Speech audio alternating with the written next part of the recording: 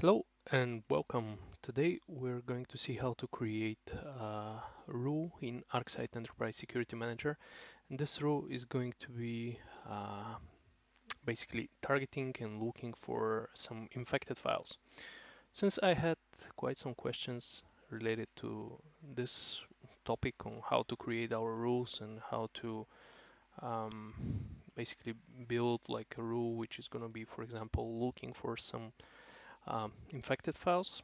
Here I've decided just to make you an example on how to do this. So first of all,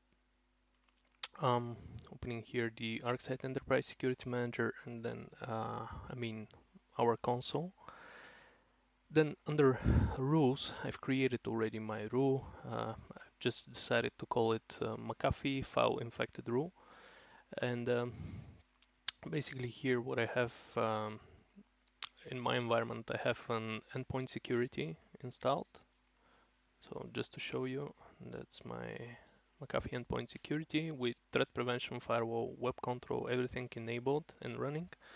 And on top of that, on the same machine, I have one McAfee policy orchestrator. So the McAfee policy orchestrator, this is the management console.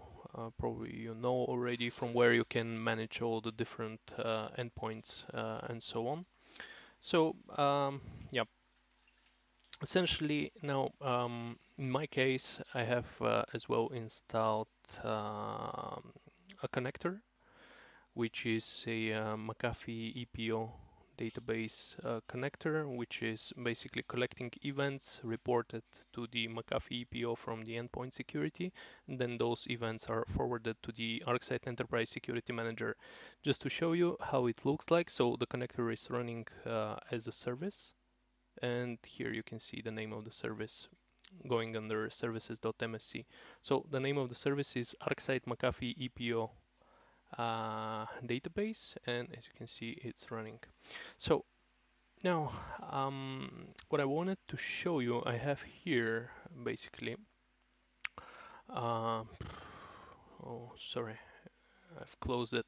But yeah, essentially, what we can do, we can look for our ACAR files that we can try to download directly from there. Actually, sorry, download, here it is. Right, so download anti-malware test file. So from here, what you can do, you can download different types of files, zips, txt, and so on. So each one of them, they're gonna be detected from the McAfee endpoint security, as you can see. So immediately in the upper right corner, the McAfee ENS shows that there is a security alert, and after that, the on-access scan opens up and shows us that we have basically this event and with an action basically that has been taken, like delete. So okay, now I've run this file, and if you want, I'm gonna show you as well my active channel that I have opened here.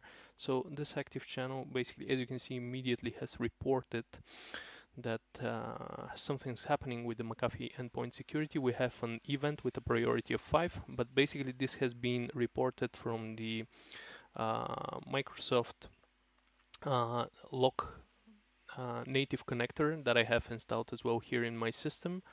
The McAfee EPO database connector hasn't really reported yet this file.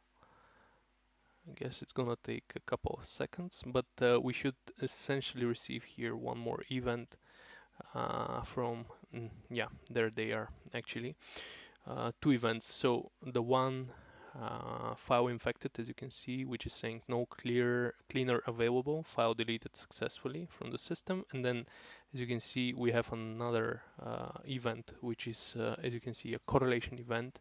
Whenever there is the little bolt, red bolt on the left side of your screen, this shows that basically this is a correlation event. So this means that a rule has been essentially triggered from the ArcSight Enterprise Security Manager. So now what I wanted to do is just I wanted to show you how my rule looks like. Basically, I'm going to show you why actually the rule has been triggered. So We go under our rules under the navigator panel on the left side. So yeah, as I said, under the navigator panel, we go under our resources and then we look for our rules. We go and we select, for example, our parent folder, which is the admin's rules. Now here, of course, essentially the name is going to be different every time you enter with another username. Here you're going to have your username, and then, of course, what you can do, you can create the resources that you want. So um, first thing that you're gonna have to do, of course, you gotta give a name to your rule, so how it's gonna be called, and then as a second obligatory field here we have the rule type. So we can choose between three different types of rules. We have standard rules, which are essentially the rules that can produce correlation events. We have lightweight rules and pre-persistent rules. In one of my next videos, I'm gonna explain the other types of rules that we have. But essentially now we're going to focus on the standard rules. So let me show you how my rule looks like. So I've called it McAfee file infected rule. And then when we go under conditions, I'm going to show you some of the conditions that I have used. So basically under conditions, the conditions tab relies on the so-called CCE. Essentially, it's the common condition editor, uses Boolean logical principles and Boolean logical operators in order to create essentially the statement. And basically, depending on what you're going to be looking for, like what type of behavior, this is the place from where you can choose and you can decide this thing. So in my case, I said that, okay, we're going to be looking for events that have the attacker address field populated. So the attacker address shouldn't be, is not null. So this means that every single time the attacker address has to be filled like this. And then target zone, yeah, here, so essentially with the ArcSight Enterprise Security Manager, you know that when you go under your assets, here you have all your different assets, zones, networks, and so on that you can configure. So I have my zones here, like, so what is a zone? Very quickly, a zone is a contiguous block of IP addresses, okay? So like you can have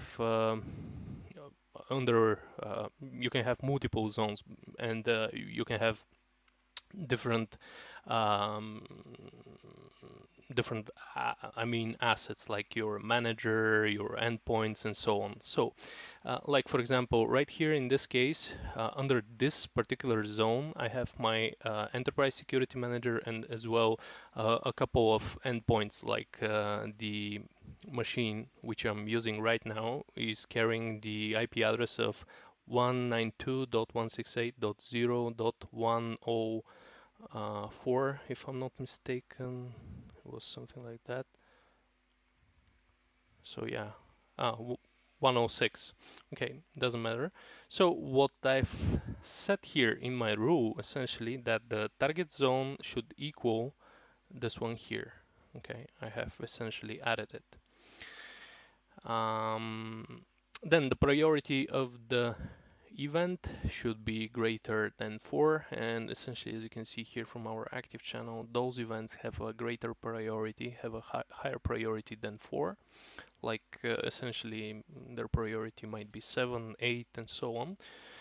Then type of event, not correlation. So what we're going to be doing, we're going to be looking for base events or aggregated events, but not really correlation events. So as you can see, the first file here, the infected file, this is the type of files that we're going to be looking for.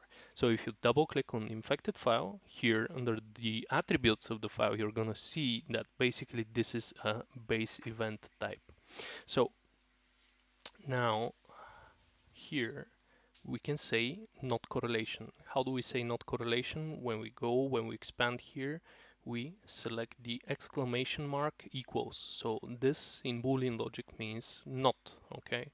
So not correlation. And then I set or category outcome of this event might be an attempt.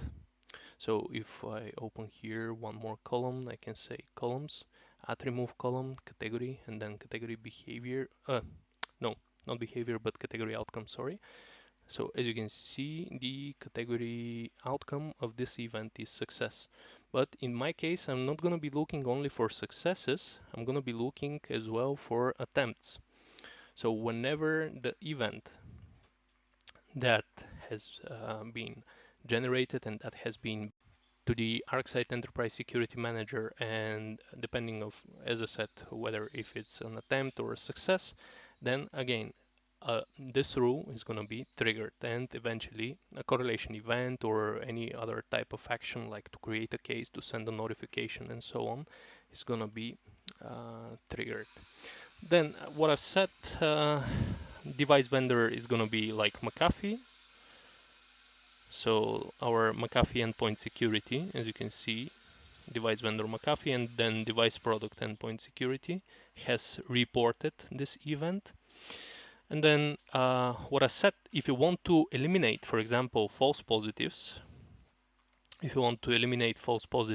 what you can see here, I've added one active list. So active lists, now in one of my other videos, I'm going to talk a little bit more about them, but essentially think about active lists like a configurable data store that can hold up information derived from events. So not only can hold, but as well, you can use your rules in conjunction with active lists. For example, when you want to your rule to read actively from one of those active lists and see whether if, for example, an IP address is already listed there. So in this case, what you're going to do, you're going to eliminate false positives. So if you don't want essentially your rule to trigger and if you want to eliminate false positives, what you can do, you can use as well active lists with your rules. Then under the aggregation tab, let's see. Now here under aggregation, you know, the number of matches that we're going to be looking for and the time frame. So how many events we're going to be looking for. I've set here, for example, only one match within a time frame of 2 minutes. So what is our time frame? This is the time window expiration time that you can set, and then you can choose whether if you want to aggregate fields that have unique values. So what does it mean? It means that every time the values are going to be different, or aggregate only if fields have identical values. So every time the name, the device custom string, attacker and target address of the different events which are coming, they're gonna be, for example, identical. Now, under actions, what I've said, I have activated the trigger, which is called on every event. So on every single event that comes, basically, I've said that we want to set event field actions.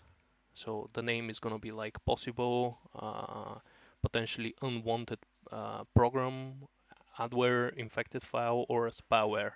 This is going to be like the name of the newly created correlation event. And as you can see here, this is how it's actually called as well.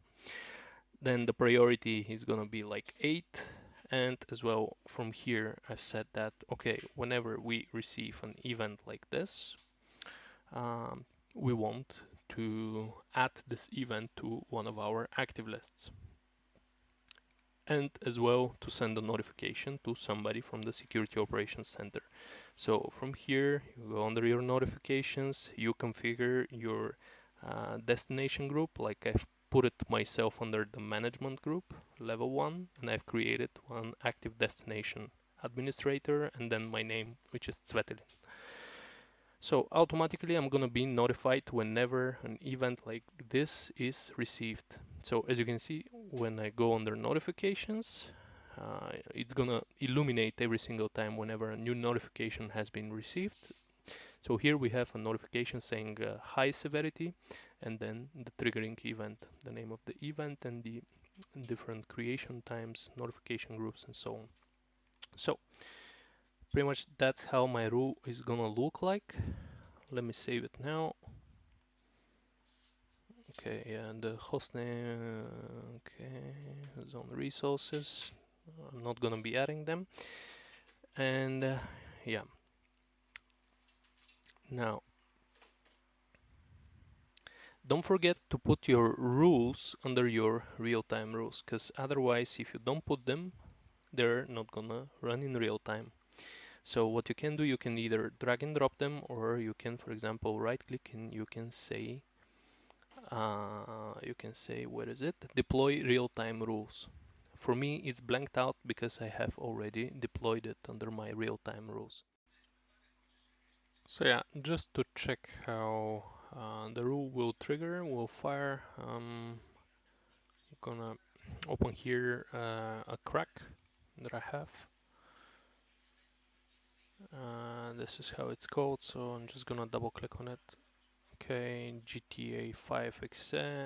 Okay, immediately this thing has been um, detected by the McAfee endpoint security. So yeah, now I'm just gonna minimize here. I'm gonna open the ESM console and check what the ArcSight ESM is gonna say to us. Let's wait for the events. They should be here in any seconds. Let's see now. Okay. So now the rule should fire, the rule should trigger, and as well here I have an active list, so the new entry should be populated into the active list. Okay, so for now we have only one entry, which is the ACAR test file, which I've tried earlier, a couple of seconds ago. All right, and now we should have what I can say here as a filter in my active channel that I want to see, for example, events reported by the smart connector agent. So I can say agent name, for example, McAfee EPO smart connector, like that. And I'm gonna see events reported by the McAfee EPO smart connector.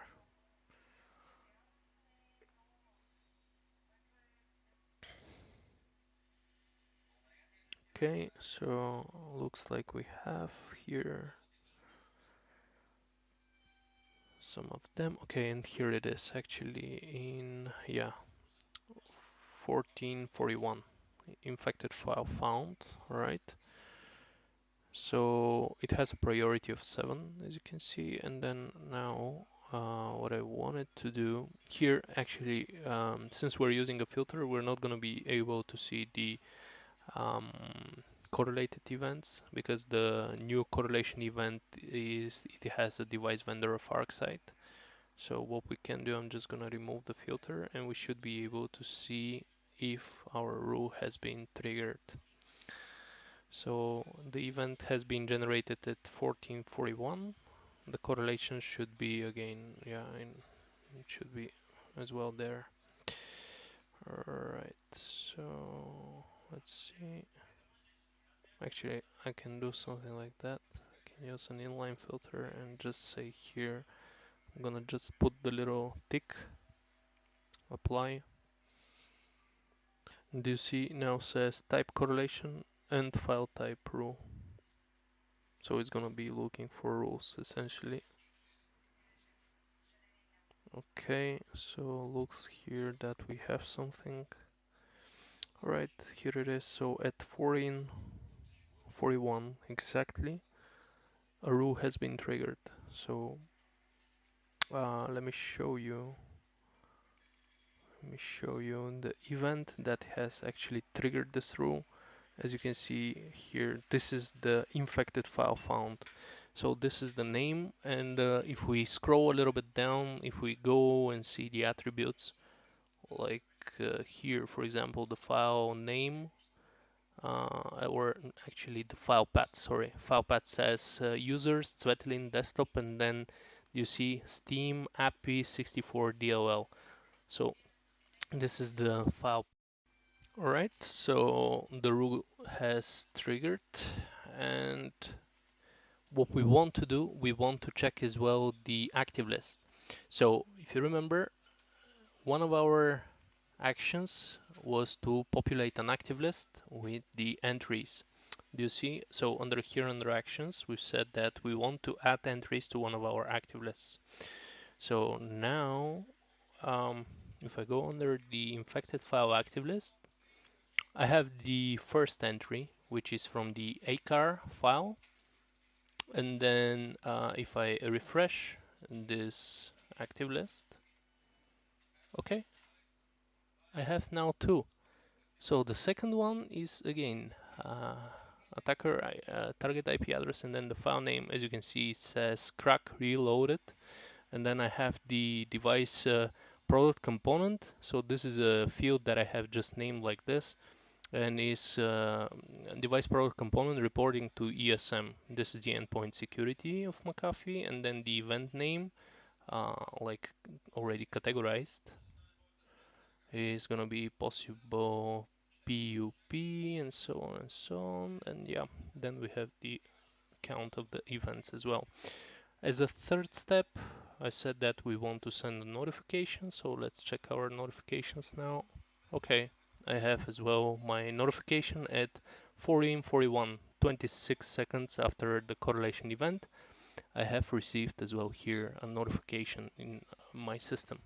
So this was just a simple example on how to create rules with ArcSight Enterprise Security Manager.